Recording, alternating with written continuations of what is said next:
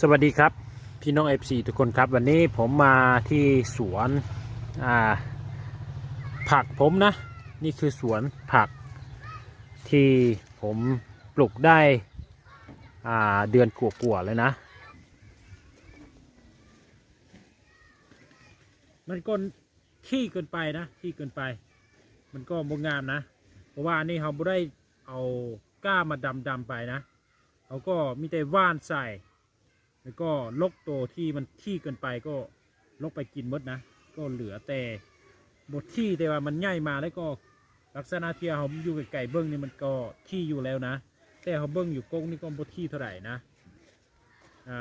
ถ้าว่าเขาปลูกเป็นเอาเบี้ยมาปลูกเป็นต้นไปเนี่ยมันก็จะบทที่ซ้ำนี่นะ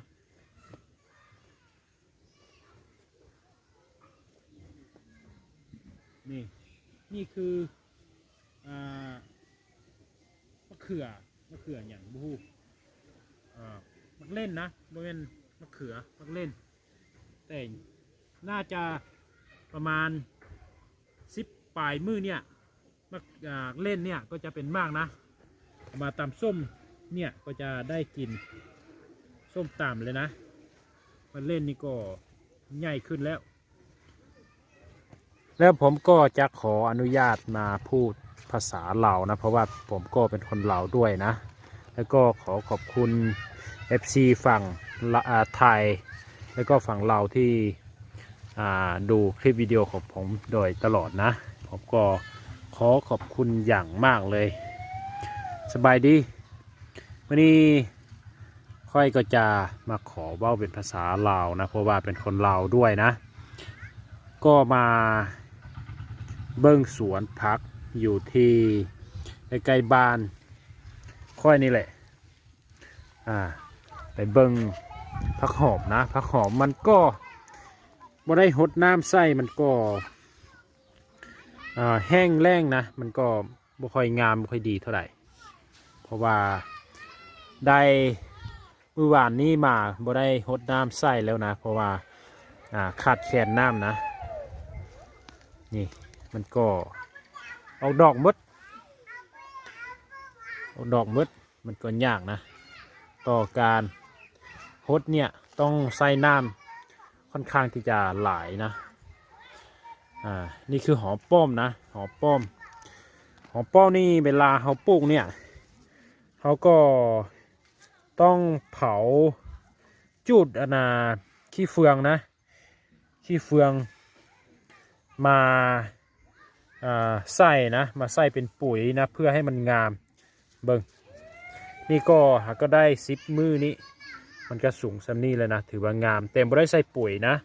เขาก็ใส่ปุ๋ยธรรมชาติก็คือเอาไปจูดเอาขี้เฟืองนี่แหละนี่ยังดำอยู่มาใส่ก๊กของมันนะแล้วก็หดน้ำใส่มันก็งามบ่จำเป็นใส่ปุ๋ยนะเพราะว่า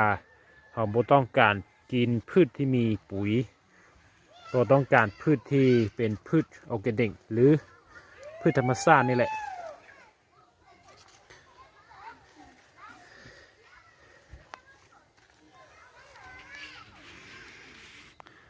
มันก็ไม่ค่อยงามเท่าไหร่เพราะว่าการที่เราหดน้ำนี่บ่เพียงพอเท่าไหร่แล้วก็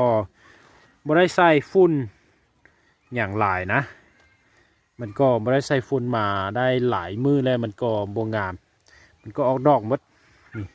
นี่ก็อยู่กลางบ้านนะบ่ได้อยู่ใส่ดอกอยู่กลางบ้าน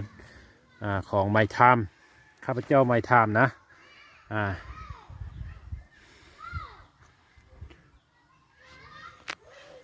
เนี่ยก็คือทั่วนะนี่ต้นนี้ก็คือทั่วเหยาวเนี่ยยังบ่ได้เป็นมากนะนี่มันก็งามอยู่แล้วแต่บ่ได้เป็นมากถ้ามันใหญ่กว่านี้ก็จะเป็นมากนะอีโบดนนี่แหละก็จะได้กินแล้วนี่คือผักกาดซอมเนี่ยมันก็ดอกมันบ่ค่อยงามเท่าใดนะเขาปลูกแบบธรรมชาตินี่ก็บ่ค่อยงามเท่าใดนี่เขาก็ตัดไปกินหมดนะนี่ตัดไปกินหมดก็บ่มีแล้วนะ นี่นี่คือทั่วคือกันแต่บ่งามเท่าใด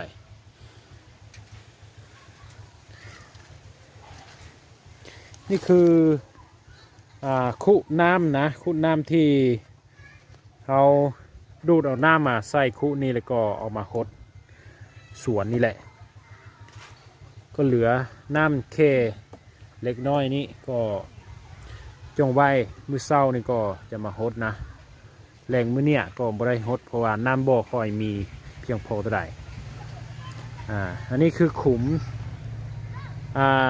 ผักกะหล่ำปีนะกะหล่ำปีก็ปลูกเป็นขุมแบบนี้นะ